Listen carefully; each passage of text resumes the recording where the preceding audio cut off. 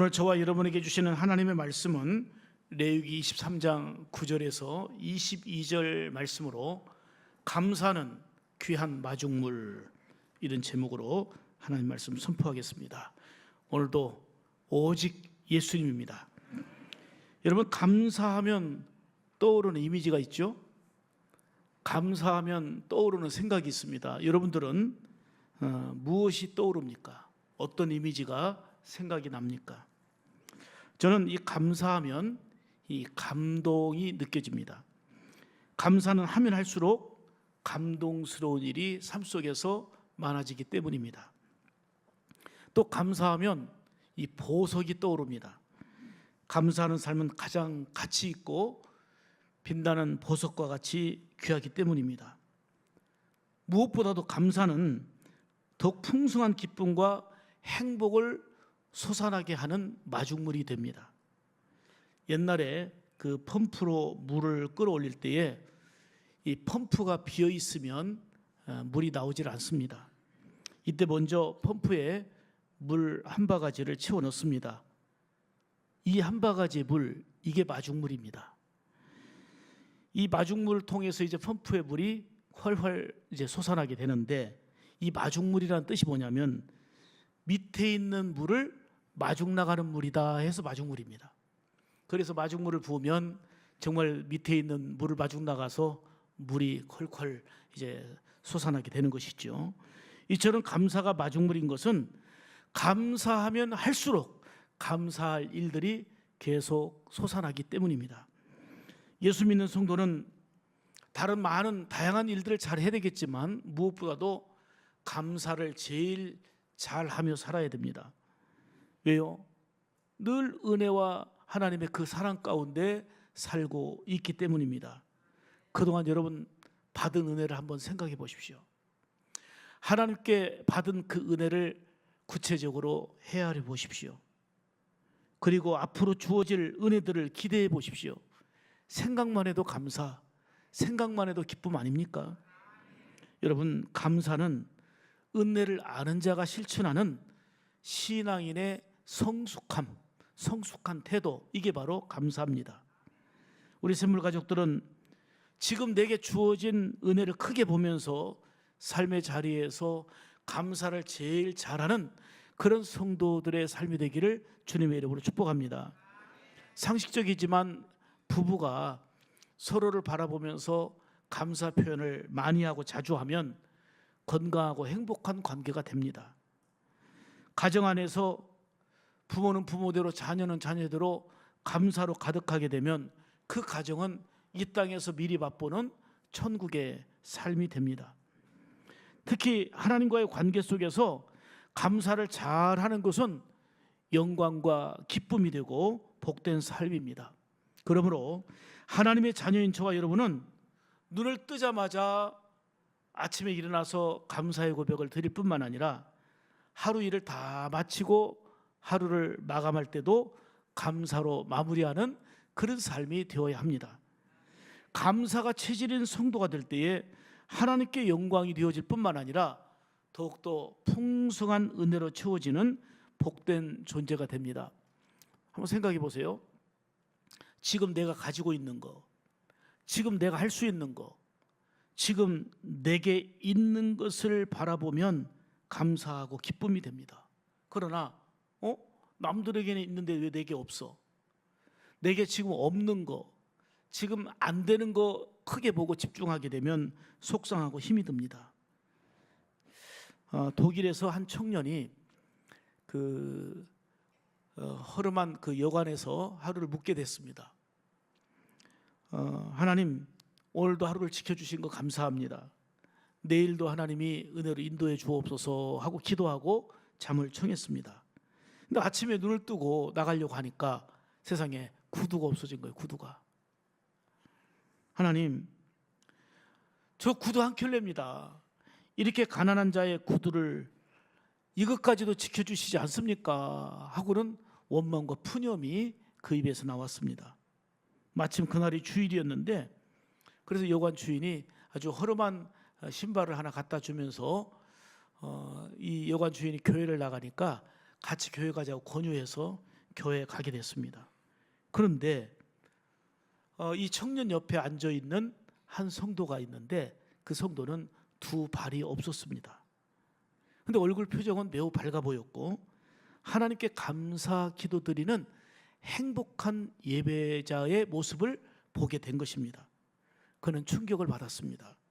하나님, 저렇게 두 다리가 없어도 감사하는데 저는 구두가 없어졌다고 이렇게 원망했습니다. 하나님 용서해 주옵소서. 그러면서 이렇게 기도가 바뀌어졌어요. 하나님, 저에게 두 다리가 있음을 감사합니다. 그리고 신발을 잃어버렸지만 감사합니다. 앞으로 하나님의 뜻대로 감사를 실천하며 살겠습니다 하고 감사의 기도를 드리며 그의 삶이 이때부터 완전히 전환이 됩니다. 그런 감사의 삶으로 살아가게 되었고 그리스도인으로서 나름대로 그 빛나는 그런 역할들을 감당했던 것이죠. 그가 바로 독일의 재무장관을 지냈던 마르티 바덴이라고 하는 사람입니다. 가난했고 힘들고 없어진 거에 대해서 원망불평했었는데 감사해야 될 이유를 찾고 평생을 감사하면서 더 존귀하게 복되게 쓰임받는 삶이 됐다는 것을 보여주고 있습니다. 사람들은 보통 건강하면, 그리고 내가 하고 있는 일이 잘 되면, 그리고 환경이 좋아지면 행복할 것으로 여깁니다. 그렇다면 우리 대한민국을 한번 생각해 보세요. 지난날 과거에 얼마나 가난하고 어려운 나라였습니까? 이런 대한민국이 세계가 깜짝 놀랄 만큼의 눈부신 발전과 번영을 이루었고, 그리고 옛날에 비교할 수 없는 혜택을 누리고 있는 현재, 과거에 비해서 감사와 행복으로 가득합니까? 오히려 감사는 메마르고 있고 행복지수는 크게 떨어지고 있다고 하는 게 바로 나타난 통계입니다. 여러분, 사는 환경과 형편이 좋다고 그것이 행복한 것은 아닙니다. 그것이 행복을 보장해 주는 것은 아니다, 그 말입니다. 받은 은혜를 감사하고 지금 주어지진 않았지만, 지금 내게 없지만 앞으로 인도하실 하나님의 은혜를 기대하면서 감사하는 자가 지금도 행복하고 앞으로도 소망으로 가득한 그런 삶이 될 줄 믿습니다. 하나님 우리에게 감사를 명령하셨는데요, 이 감사 명령을 보니까 우리의 행복을 위하여 이 명령을 하셨음을 말씀합니다. 여러분, 감사를 가장 잘하는 사람이 가장 기쁜 사람이고 행복한 사람입니다. 감사할 조건이 있어서 하나님 감사합니다 하는 것은 50점입니다. 그런데 감사할 조건이 없는데도 불구하고 감사하는 삶은 100점짜리 인생입니다. 여러분, 감사라는 말이 얼마나 중요하냐면 감사합니다, 감사합니다는 이 말이 결국은 행동으로, 삶으로 나타나기 때문에 감사의 말이 그만큼 중요한 것입니다. 하나님은 이스라엘 백성들에게 절기 명령을 하셨습니다. 절기를 지키라는 거예요. 많은 절기가 있습니다만은 그 대표적인 절기는 세 가지입니다. 출애굽기 34장 24절을 같이 보겠습니다. 자, 너희의 시작. 너희의 모든 남자는 매년 3번씩 주 여호와 이스라엘의 하나님 앞에 보일지라. 아멘. 3번씩 이 절기를 명령했는데 이 절기는 유월절입니다. 유월절은 애굽에서 구원받은 은혜를, 하나님이 건져주신 은혜를 기억하고 감사하라 하는 것입니다. 두 번째는 맥추절입니다. 맥추절은 첫 열매를 추수하게 된 것을 감사하면서 하나님께 드리는 절기, 이게 바로 맥추절입니다. 또 초막절인데요, 초막절은 이스라엘 백성들이 40년 광야 생활하면서 구름 기둥, 불 기둥으로 인도하시고 만나와 메추라기를 먹여주시고 또 삶을 인도하시고 지켜주신 그 은혜를 기억하며 일주일 동안 초막 생활하면서 감사하라, 이게 바로 초막절입니다. 그런데 이 절기 명령의 핵심은 하나님의 은혜를 잊지 말고 기억하라, 감사하라, 이게 바로 절기 명령의 핵심입니다. 그렇습니다. 하나님은 구원받은 은혜를 기억하고 감사하면서 살도록 절기 명령을 주셨고 감사 명령을 허락하신 것입니다. 감사는 하나님께 영광이지만 감사하는 자가 기쁨이 있고 행복해지는 것입니다. 결국은 우리의 행복을 위하여 감사 명령, 절기 명령을 우리에게 주셨습니다. 시편 103편 2절 한번 같이 보죠. 자, 내 영혼아 시작. 내 영혼아 여호와를 송축하며 그의 모든 은택을 잊지 말지어다. 크게 아멘 합시다. 아멘. 아멘. 그 은택을 잊지 말지어다. 왜 감사를 잃어버리느냐? 은혜를 잃어버리니까 그래요. 받은 사랑과 은혜를 잊어버리니까 원망과 불평이 더해지게 되고 감사를 상실하게 되는 것입니다. 은혜를 알고 기억하는 사람이 감사의 삶을 살게 되는 것입니다. 어느새 2024년도도 이제는 6개월이 지났습니다. 지금까지 인도하신 하나님의 은혜를 깊이 한번 헤아려 보십시오. 감사할 일들을 구체적으로 하나하나씩 세어보시기 바랍니다. 다음 주일은 우리 행복을 위하여 주신 절기 명령인 맥주감사절로 드립니다. 우리가 할 수 있는 한 최선을 다한 감사와 영광을 하나님께 올려드리기를 원합니다. 말씀드린 대로 감사가 있는 것이 천국의 삶이 되는 것이고, 감사로 가득한 삶이 한마디로 행복한 사람입니다. 저는 전주대학교가 이제 기말고사 보고 평가까지 다 마치고 이제 방학에 들어갔는데요. 제가 매년 기말 과제에 빼놓지 않고 주는 과제물이 있습니다. 그게 뭐냐면은 나의 감사할 제목 10가지, 이걸 써내라는 거예요. 감사할 내용이 뭐고 그걸 왜 감사하는지 그 이유를 A4 한 장에 써내게 하는 것입니다. 그래서 감사의 이유를 발견하고 작은 감사라도 표현하고 실천하며 살도록 하기 위해서 그런 과제를 냅니다. 그 제출한 과제를 읽어보니 참 재밌기도 하고 다양한 감사의 내용들이 있음을 볼 수가 있습니다. 감사는요, 더욱 풍성한 기쁨과 행복을 솟아나게 만드는 마중물, 이게 감사입니다. 하나님이 감사 명령을 우리에게 하신 것은 우리의 행복을 위한 것임을 우리가 알고, 나는 어떻게 감사의 마중물을 드릴까? 오늘 본문을 통해서 주시는 3가지의 생명의 말씀을 듣겠습니다. 자, 첫째는 감사의 귀한 마중물은 따라서 합니다. 첫 열매를 하나님께 드리는 거. 아멘. 자, 10절 보겠습니다. 오늘 본문 10절. 너희의 곡물을 시작. 너희의 곡물을 거둘 때에 너희의 곡물의 첫 이삭 한 단을 제사장에게로 가져갈 것이요. 아멘. 내가 땀 흘려 농사짓고 내가 수확한 열매지만 첫 열매를 먼저 하나님께 드리라는 것입니다. 첫 열매, 처음 것은 하나님의 것으로 구별하라는 것입니다. 이를 적용적으로 한다면 내 삶에 있어서 가장 우선순위요 첫 번째가 하나님이어야 된다는 것입니다. 이것이 첫 열매를 드리는 진정한 감사의 태도이고 감사의 정신입니다. 첫 열매는 감사의 마중물입니다. 마중물이 들어갈 때 물이 콜콜 솟아납니다. 이처럼 하나님이 나의 삶의 첫 번째가 될 때에 하나님께는 영광이 되고 기쁨이 될 뿐만 아니라 더욱더 넘치는 은혜의 샘물을 경험하게 될 줄 믿습니다. 그래서 감사는 더욱 풍성한 은혜와 복이 솟아나게 하는 마중물이 되는 것입니다. 오늘 본문 14절을 보시죠. 너희는 시작. 너희는 너희 하나님께 예물을 가져오는 그날까지 떡이든지 볶은 곡식이든지 생이삭이든지 먹지 말지니 이는 너희가 거주하는 각 처에서 대대로 지킬 영원한 규례니라. 아멘. 이 말씀 보면 땀 흘려 수고해서 거둔 거지만 첫 열매는 하나님께 드리라. 하나님께 드리기 전까지는 먹지 말라. 이렇게 말씀을 하고 있습니다. 출애굽기 13장 12절에도 너는 태에서 시작. 너는 태에서 처음 난 모든 것과 내게 있는 가축의 태에서 처음 난 것을 다 구별하여 여호와께 돌리라. 아멘. 물론 모든 것이 다 하나님의 것이고 하나님께로부터 온 것이지만 처음 것, 첫 열매를 구별하여 하나님께 먼저 드리는 삶이 하나님이 우선인 삶, 하나님을 제일로 여기는 신앙의 모습이 되는 줄 믿습니다. 근데 보십시오. 하나님이 이스라엘 백성들에게 그 광야 생활할 때는 첫 열매 드리라는 얘기를 안 했습니다.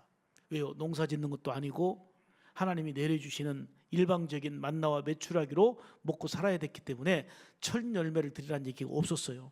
근데 약속의 땅 가나안에 들어가서 농사 지었을 때에 그때부터 첫 번째 땀 흘려 수고했지만 첫 열매를 하나님께 올려드리도록 명하셨습니다. 하나님은 아무것도 없는 사람에게서 그냥 이것을 무리하게 다 빼앗아 가시는 그런 하나님이 아니십니다. 더더욱이 진정한 예배와 감사는 동네 사람들 다 불러 모아놓고 감사해라 예배하라가 아닙니다.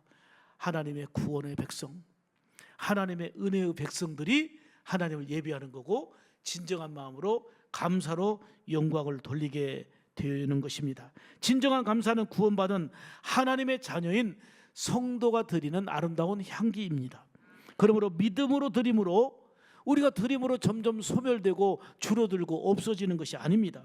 하나님은 우리가 아깝게 여기는 이러한 것들을 빼앗아가는 분이 절대로 아니십니다. 첫 열매를 통해서 하나님은 영광 받으시고 놀라운 은혜와 복을 더해 주시기를 원하는 게 우리를 향하신 하나님의 마음인 줄 믿습니다.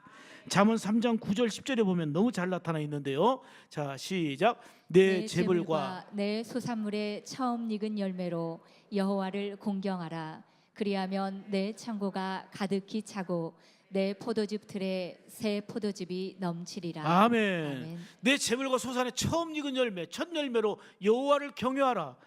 이렇게 경외하면 경외하면 내 창고에 가득 차 넘치게 된다 그러는 거예요. 가득 차고 넘치게 하시는 하나님의 마음을 우리에게 보여주고 있는 것입니다.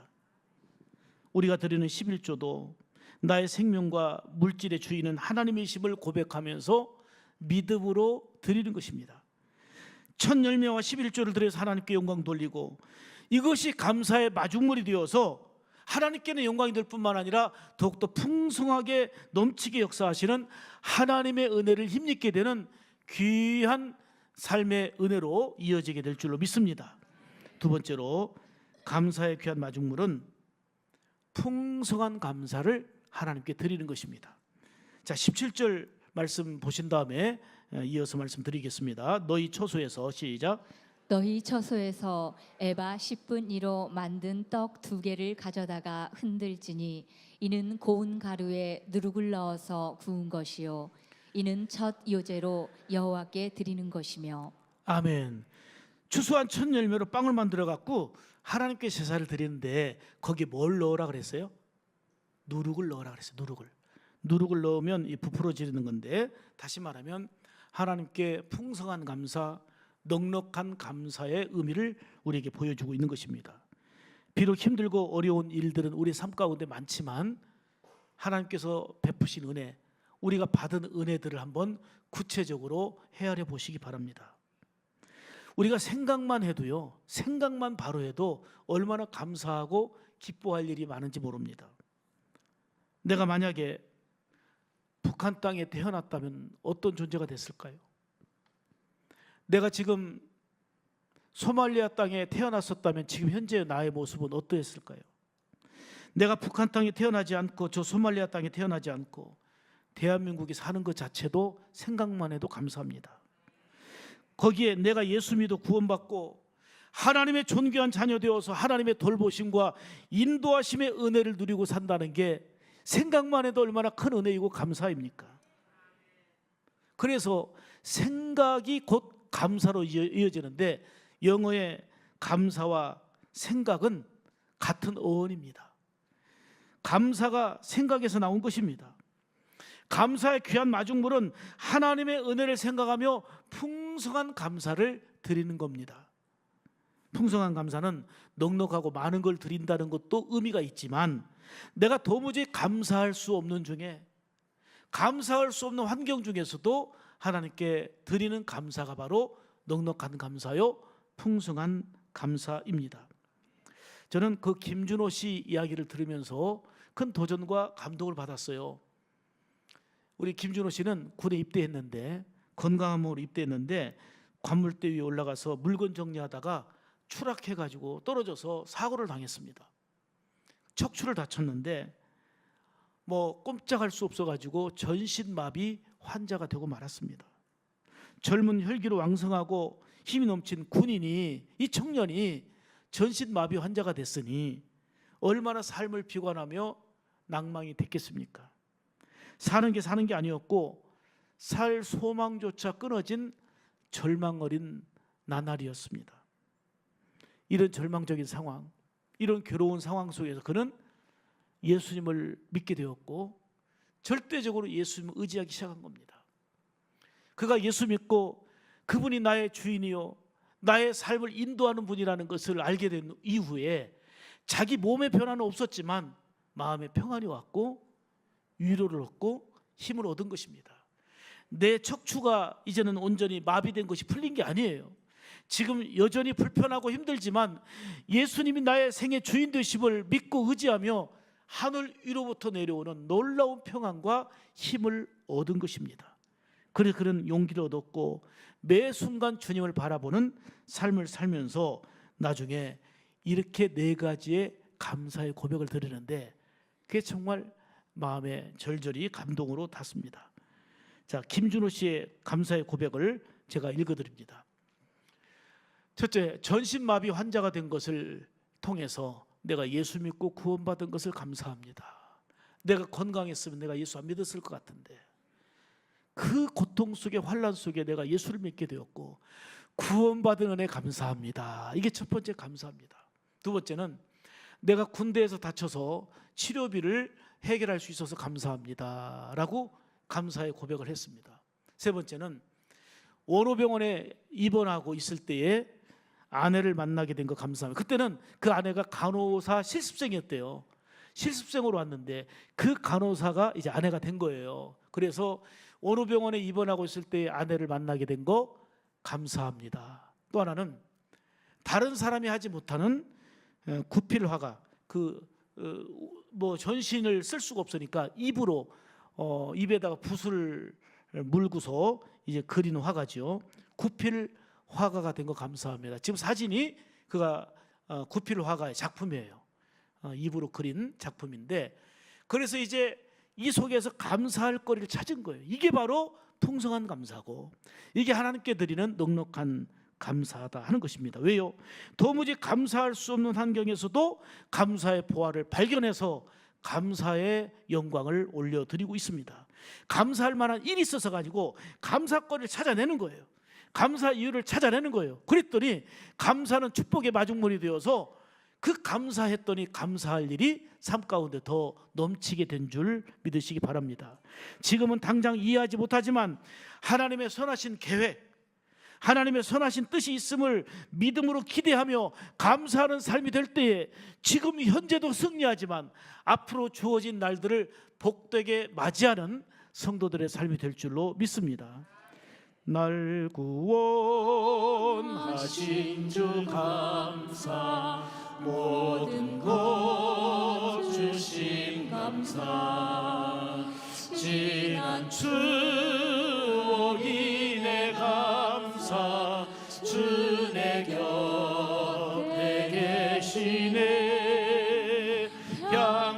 향기로운 봄철의 감사 외로운 가을날 감사 사라진 눈물도 감사 나의 영혼 평안해. 아멘. 여러분, 내 마음에 평안이 오는 거예요. 환경은 달라지지 않았어도 몸은 달라지지 않았어도 하나님이 주신 은혜를 헤아려 보니까 위로가 임하고 평안이 임하고 그래서 지금 현재를 감사로 승리하고 그게 감사가 마중물이 되어서 더 감사할 일들로 채워지는 역사, 이게 바로 감사 신앙으로 살아가는 성도의 삶인 줄 믿습니다. 감사할 수 없는 중에도 감사하며 받은 은혜를 생각하고 헤아리면서 하나님께 풍성한 감사로 영광 돌리는 복된 삶이 되기를 주님의 이름으로 축복합니다. 세 번째로 감사의 귀한 마중물은 추수한 열매로 가난한 자를 도우라는 것입니다. 이는 여호와를 위한 것이다 이렇게 말씀했습니다. 22절 보겠습니다. 22절 너희 땅에 시작. 너희 땅에 곡물을 벨 때에 밭 모퉁이까지 다 베지 말며 떨어진 것을 줍지 말고 너는 그것을 가난한 자와 객을 위하여 버려두라. 나는 너희 하나님 여호와니라. 아멘. 자, 여기서 중요한 거는 추수한 곡식을 직접 주는 것도 필요하지만 곡식을 내 땅이고 내가 농사지은 거지만 다 베지 말라는 거예요. 남겨두라는 거예요. 가난한 자들이 와서 그것을 이제 거둬갈 수 있도록, 배고픈 그들이 가져갈 수 있도록 이 말은 배려하라는 것입니다. 가난한 자들을 배려하는 거, 우리가 있다고 주면서 생색내고 자존심 상하게 하는 일이 있어서는 절대로 안 됩니다. 오히려 배려하라는 거예요. 이것이 여호와를 위한 것이고 하나님께 드리는 진정한 삶의 감사이다 하는 것입니다. 신명기 16장 14절을 보시면 절기를 지킬 때 어떻게 해야 되는지를 말씀하고 있습니다. 자, 시작. 절기를 지킬 때에는 너와 내 자녀와 노비와 내 성중에 거하는 레위인과 객과 고아와 과부가 함께 즐거워하되. 아멘. 우리가 받은 사랑과 은혜가 많잖아요. 그 받은 사랑과 은혜를 어려운 이웃들에게 흘려보내야 되겠는데 우리 주변에 알고 보면 그런 대상들이 참 많이 있습니다. 한번 생각해 보세요. 내가 열심히 수고해서 돈도 벌고 내 생활비가 있는데 내가 생활비가 어디로 많이 들어가는지, 일단은 자녀 교육비, 또 하나님께 헌금도 드려야지, 그리고 밥도 먹어야지, 아프면 병원 가서 병원비로 써야지, 교통비, 기름값 많이 들어가는데 여러분의 생활 속에서 구제하는 일, 어려운 사람들을 베푸는 일은 얼마만큼 비중을 차지합니까? 이게 여호와께 드리는 감사예요. 하나님께 드리는 소중한 감사가 내 생활 속에서 어려운 사람들을 구제하고 선교하고 돕는 일이에요. 이게 여호와를 위한 것이고 하나님께서 기뻐 받으시는 감사의 삶의 제사가 되는 것입니다. 베풀고 나누는 삶은 내게 있는 것으로, 그리고 내가 할 수 있는 것으로 하면 됩니다. 어려운 이웃에게 잘 베풀고 나누는 것이 감사하는 삶일 뿐만 아니라 무엇보다도 그것이 여호와를 위한 것입니다. 말씀드린 대로 지금도 내 주변에는 나의 도움이 필요한 손길들이 참 많이 있습니다. 나보다 어렵고 힘든 사람에게 도움이 되고 힘이 되는 것은 하나님께 감사하는 일이고 건강한 성도의 모습입니다. 어려운 이들을 돕고 구제하는 일을 잘 해야 됨을 성경에는 많이 말씀하고 있는데, 먼저는 하나님이 기뻐하시는 일이고 하나님이 이를 보시고 기억하사 놀라운 영육간의 은혜와 복으로 채워주심을 약속하고 있습니다. 성경에 많이 있지만 몇 절만 말씀드리면 누가복음 6장 38절 보겠습니다. 시작. 주라, 그리하면 너희에게 줄 것이니 곧 후히되어 누르고 흔들어 넘치도록 하여 너희에게 안겨주리라. 아멘. 아멘. 주는 생활하라는 거예요. 베푸는 생활하라는 거예요. 어렵고 힘든 자들에게 줄 때에 하나님은 이를 보시고 흔들어 넘치도록 풍성하게 안겨주리라 이렇게 말씀합니다. 하나님이 기뻐하시고 그리고 그런 자에게 놀라운 복과 넘치는 은혜를 주신다고 말씀합니다. 잠언 11장 25절 보겠습니다. 9절을 시작. 구제를 좋아하는 자는 풍족하여질 것이요 남을 윤택하게 하는 자는 윤택하여지리라. 내게 있는 생활비로 다른 사람을 구제합니다. 하나님께 헌금합니다. 선교합니다. 그러면 없어지는 게 아니고 오히려 풍족해질 것이고, 남을 윤택하게 하는 자는 윤택하게 하시는 하나님의 은혜가 약속되어 있습니다. 잠언 19장 17절 보겠습니다. 가난한 자를 시작. 가난한 자를 불쌍히 여기는 것은 여호와께 구워주는 것이니 그 선행을 갚아주리라. 크게 아멘 합시다. 아멘. 아멘. 가난한 자를 불쌍히 여기고 돕고 구제하는 일은요, 여호와께 구워주는 것이래요. 하나님은 이를 선행으로 여기시고 이 선행을 갚아주리라 말씀하고 있습니다. 그러므로 하나님께 많이 좀 구워주십시오. 하나님께 많이 구워드리십시오. 내 생활비 속에, 내 생활 속에 베풀고 나누는 것이 비중이 조금 더 더해진다면 그게 선행이 되어서 하나님이 기뻐하시는, 하나님이 갚아주시는 복되고 은혜의 삶이 될 줄 믿습니다. 감사는 절대로 인색하면 못합니다. 서로의 관계 속에서 인색하면 그 사람과 관계가 제대로 될 수가 없습니다. 하나님과의 관계, 여호와를 위한 것은 수직적으로 하나님께도 드려지는 거지만 우리의 생활 속에서 어렵고 힘든 자들을 내가 받은 은혜를 그 사랑으로 흘러보내는 이러한 실천이 여호와를 위한 것이고 진정한 감사의 삶이 되는 줄로 믿습니다. 그래서 감사는 더 풍성한 기쁨과 행복을 솟아나게 하는 뭐가 된다고요?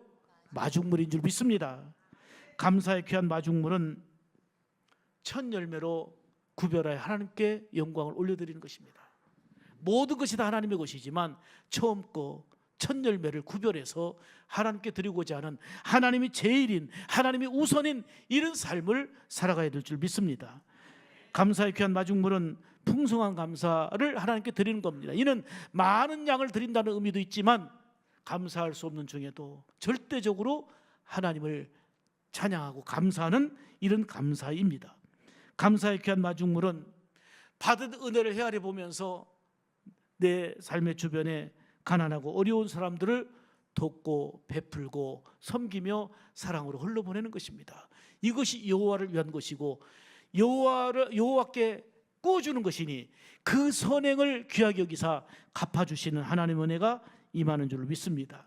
이런 감사의 마중물로 하나님께는 무한한 영광이 되어지고 더욱더 풍성한 기쁨과 행복의 그 샘물이 솟아나는 그런 감격이 여러분의 삶 가운데 크게 임하기를 주님의 이름으로 축복합니다. 스펄전 목사님의 감사 10계명이 있어요. 이 영상 한 편을 보시겠습니다.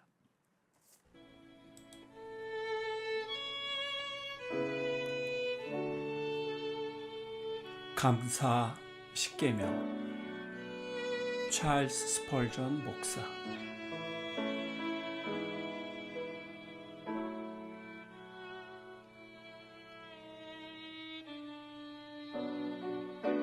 첫 번째, 생각이 곧 감사입니다. 생각과 감사는 어원이 같습니다. 깊은 생각이 감사를 불러옵니다.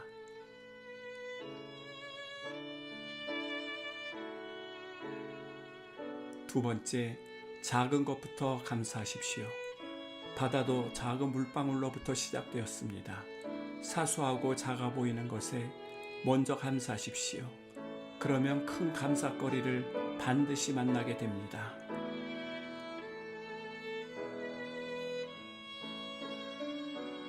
세 번째, 자신에게 감사하십시오. 성 어거스틴의 말이지요. 인간은 높은 산과 태양과 별들을 보고 감탄하면서 정작 자신에 대해서는 감탄하지 않는다라고 자신에게 감사는 중요합니다.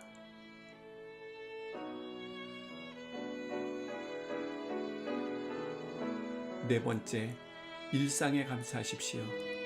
숨을 쉬거나 맑은 하늘을 보는 것처럼 관심을 가지지 않으면 절대 할 수 없는 감사가 어려운 감사입니다.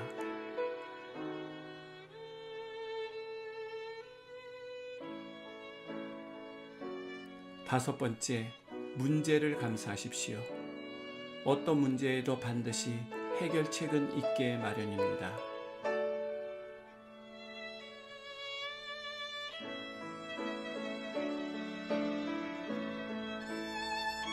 여섯 번째, 더불어 감사하십시오. 장작도 함께 쌓여 있을 때 더 잘 타는 법입니다. 내 인연들과 함께 감사를 나누면 몇 배의 결실로 돌아옵니다.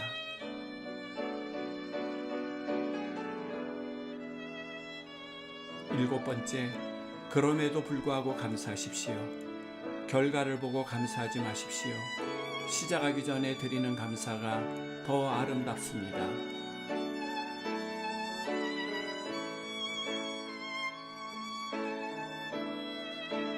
여덟 번째, 잠들기 전 시간에 감사하십시오.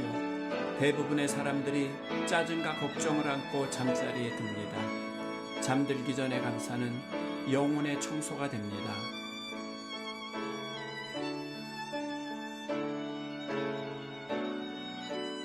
아홉 번째, 감사의 능력을 믿고 감사하십시오. 감사에는 메아리 효과가 있습니다. 감사하면 감사한 대로 반드시 이루어집니다.